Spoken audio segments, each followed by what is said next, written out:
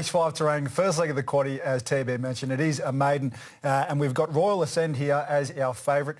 This looks quite an open race, though. $3.50. The filly by Wootton Bassett, of course, she was held up on return at Moe. I don't really think that was her track, but maybe the way this track is playing will be in her favour. Licence to Excite has been well supported on the second line, $3.80. Interesting to note, both 3-year-old fillies both get the winkers on as a gear change here.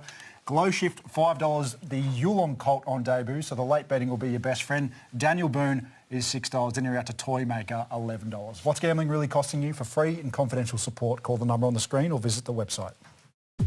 This mounting yard is brought to you by the 2026 Festival of Racing. 7 weekends of thrilling racing. I doubt at start 27 for Cynic, a career best run's going to save it. Yeah, call me one, but I don't think Cynic's going to be winning here. It's just second up off the back of a well-beaten third last there at Colac. Turak Toff comes into the race fresh. Turak Toff would be winning here, I believe. Torquay Toff? Torquay Toff, sorry, yeah. Jeez, I reckon you'd be well placed in a terrain maiden. Another one who's going to battle. 4 starts through the first preparation. Very, very well held in all of them. Has had 3 jump outs this time in. They've been forward in position, but he's been under some riding. I prefer to watch here. Burn for you. That was Johnny Farnham, wasn't it? Yeah, I think so. On one of his many comebacks. 3 more comebacks. No, not anymore. It's just had the one career start last preparation. Now finished down the track at Ballarat on the synthetic. 3 jump outs this time in. Haven't been of the standard that you would expect he's going to be winning here. Does the strapper of number 2 look like Wayne Bennett? He does. Number 4, Caledonian Summer. Debut here for Caledonian Summer, a 3-year-old by Too Darn Hot. 5 jump outs through the career. 4 of them have been this preparation. Not shown a great deal in them. Fit enough off the back of those jump outs, but for me, I think he's going to need to run and maybe a little bit further for the Edwards Yard. Interesting pedigree here with Glow Shift for Matty Laurie, Yulong and Patrick Maloney.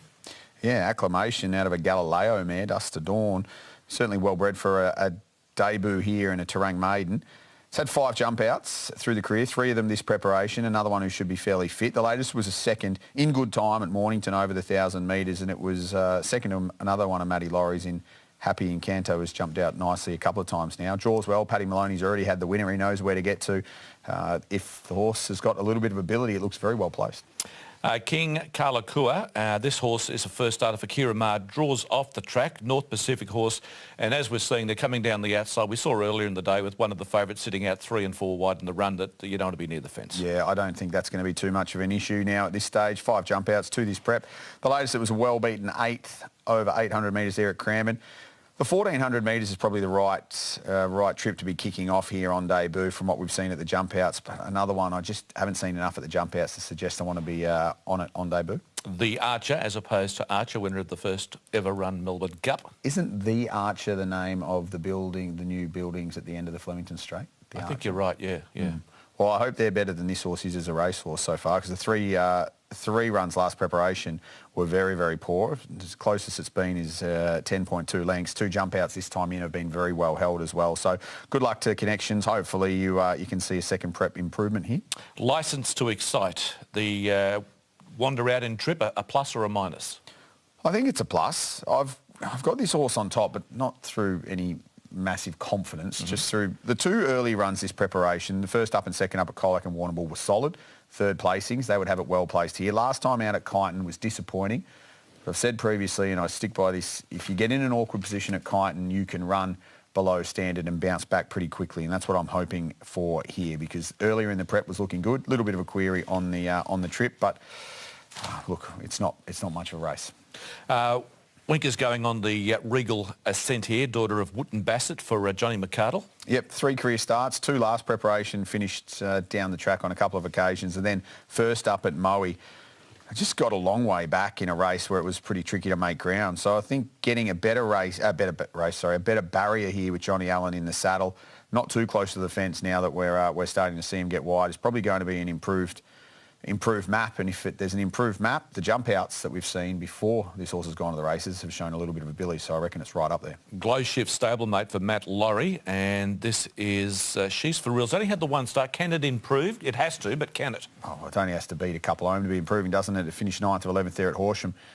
Getting back on a day where you want to be up on the speed, goes up in trip 200 metres. Very hard to have, but you can expect some improvement. Toymaker comes out of a decent maiden. It does, through that fondled race there at Kyneton, and I thought it was a little bit of forgive getting a long way back on that occasion. The debut, it SP'd $4.40 favourite and was okay, just boxing on, beaten 3 lengths. If you can forgive last start, another one who's in a pretty limited event here that might be able to improve by Ole Kirk. Daniel Boone came across from New Zealand with wraps on it, went to Lindsay Park, got the heart of a P.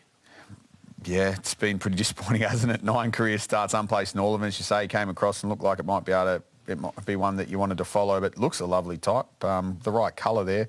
Closes off nicely enough without threatening in its races, but just doesn't improve off that, which it needs to, and strikes a winnable race here again, but draws low, which won't help. So, Sam, you found this to be a tough race? It's a limited race, yeah.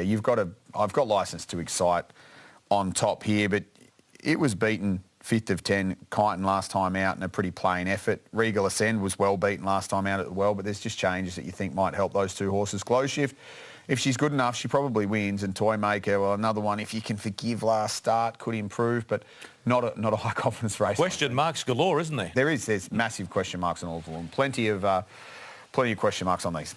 It does appear as if Regal Ascend will start our favourite here, $3.20. Johnny Allen was meant to ride a half a kilo over, but we just had the steward's notification. He has been able to shed that half a kilo, so 57 as advertised. Licence to Excite, $3.60 from Glow Shift, $5, rock solid.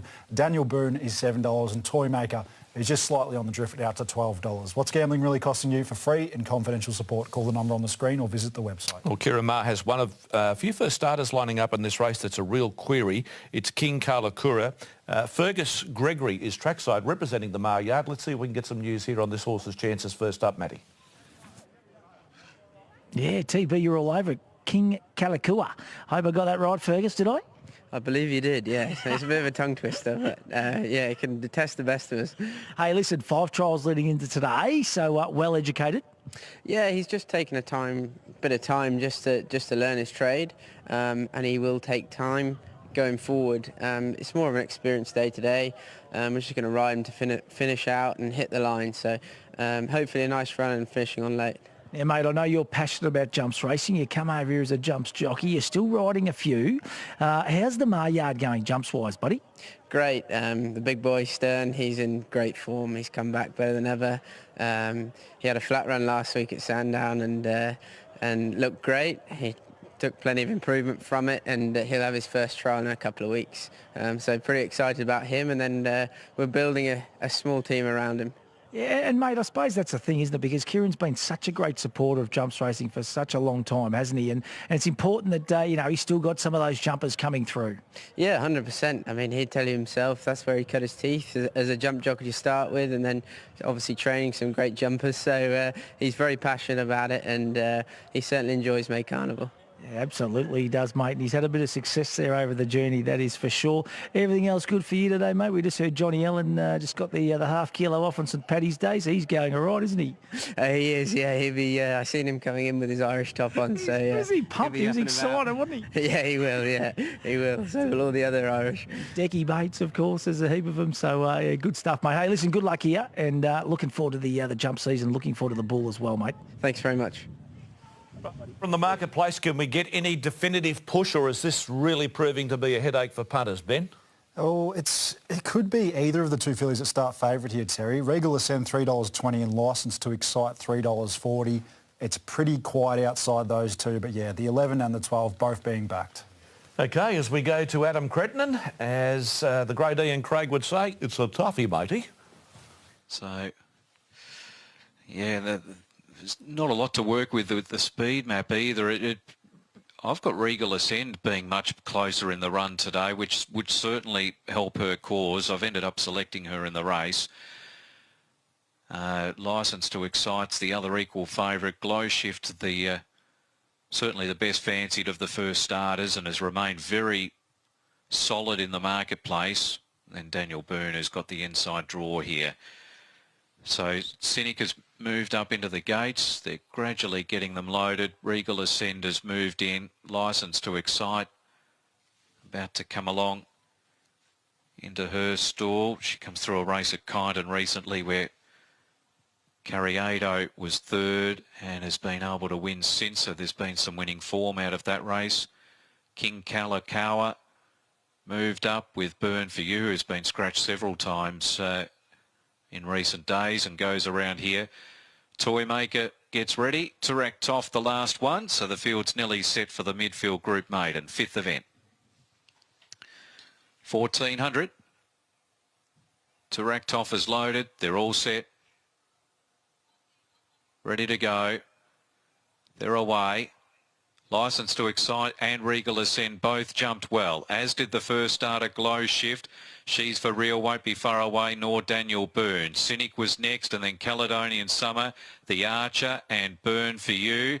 Toymaker was next in the field, and drifting back to be at the tail end is King Kalakaua.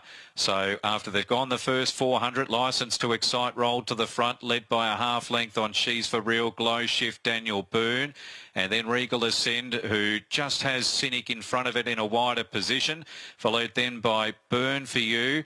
A length further back came Turak Toff, and then King Kalakaua, The Archer and Caledonian Summer as they make their way down towards the 600. License to Excite out by a length now on She's For Real. Glow Shift in third, and then Cynic. Daniel Byrne's under pressure early. Regal Ascend gets past him. Turak Toff, Torquay Toff was next in the field from Toymaker, and then followed by The Archer. They turned into the straight. License to Excite got away. She's 2 or 3 in front now from Regal Ascend, Cynic, and then Glow Shift followed She's For Real, and Torquay Toff at the head of the others. 200 to go. License to Excite led. Cynic's running a bit of a race, and Regal Ascend is now starting to lift. License to Excite in front. Regal Ascend is cutting her down. The 2 favourites to fight it out. Regal Ascend finishing stronger though. Claimed the lead late and won it. Regal Ascend first from License to Excite. Cynic third and Torquay Toff in fourth. They were followed King Kalakaua. Next in was Caledonian Summer, Glow Shift, and then Daniel Byrne with She's For Real, Burn For You and Toymaker. The Archer about third or fourth last, if I didn't mention him through there. But the winner is Regal Ascend, number 12. She just battled to lift early in the home straight, and License to Excite really skipped clear from the rest of the field. But Regal Ascend has caught up to License to Excite late. Cynic and Torquay Toff, the 2 Chris Calthorpe runners at massive odds, have filled third and fourth spots. So 12, 11, 1 and 2 are the interims. 12, 11, 1 and 2. Regal Ascend, number 12, gets the money today. They drew a wide gate and went back at Moe recently, which didn't help her cause there. They've added the winkers today, and she drew a better gate, which meant she took up a better position, and that's helped her win. The filly is by Wooden Bassett, trained by John McCardle, and was ridden by John Allen. 11, License to Excite second, a filly by Flying Artie, Henry Dwyer, Owen Walsh, and 1 Cynic in third by Artie Schiller, Chris Calthorpe and Ryan Hurdle, with Torquay Toff in fourth. So 12, 11, 1 and 2. Margins are a long neck, 2.5 lengths back to third. Time for the race 126.15.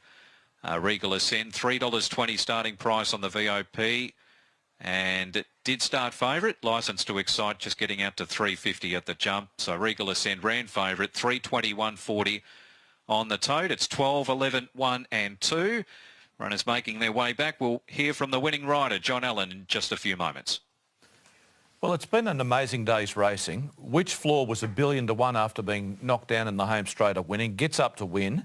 At $1 trillion to 1 Butterfly Babe, it just couldn't win from where it was. The leader was home. And in that race, again, the runner-up looked home, turning the home corner.